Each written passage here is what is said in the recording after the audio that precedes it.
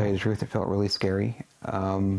You know, waking up and just looking down and knowing that your hands and legs are gone, you know, and it's too late to change your mind. For the past 5 years, everyday tasks like washing the dishes have been a challenge for this Coquitlam man who is a quadruple amputee.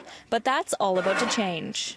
Rick Thompson, here beside me, was only given a 5% chance of life after contracting sepsis and bacterial meningitis. But now, as you can see, he's alive and well, and he's about to become the first Canadian to receive a double hand transplant. Life-changing isn't life-ending, you know, and that you're still on the same route to the same goal. You're just taking a different path to get there now. Richard and his wife Rita are moving to London, Ontario to receive the transplant once a donor becomes available. He says it's a procedure that's never been done in BC or Canada.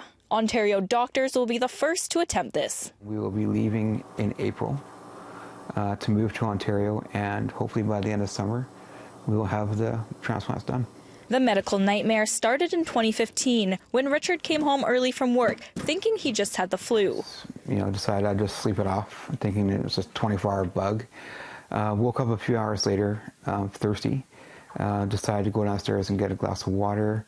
When I stood up, though, my feet were on fire and I could barely walk. I struggled to make it downstairs, and the last thing I remember is just collapsing on the floor. 6 weeks later, Richard woke up in the hospital with the option of having all 4 limbs amputated or being moved to palliative care to pass away. I was still a little confused due to the medication that I've been on. So my wife, Rita, had to actually draw a picture of a stick person on a whiteboard, missing their hands and feet, and pointing to me, and just, you know, indicating to me that's what was going to happen if I wanted to live. The move to Ontario is expensive, so the family is trying to raise around $60,000. That money will also go towards moving back to BC after surgery and rehabilitation.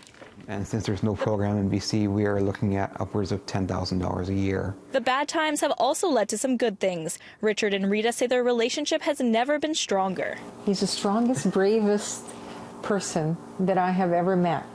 And he's also very kind. He's just such a kind person. The couple is hopeful that Richard could gain around 70% function of his new hands after the transplant. It makes you aware of how precious life is, and you don't worry about the little things anymore.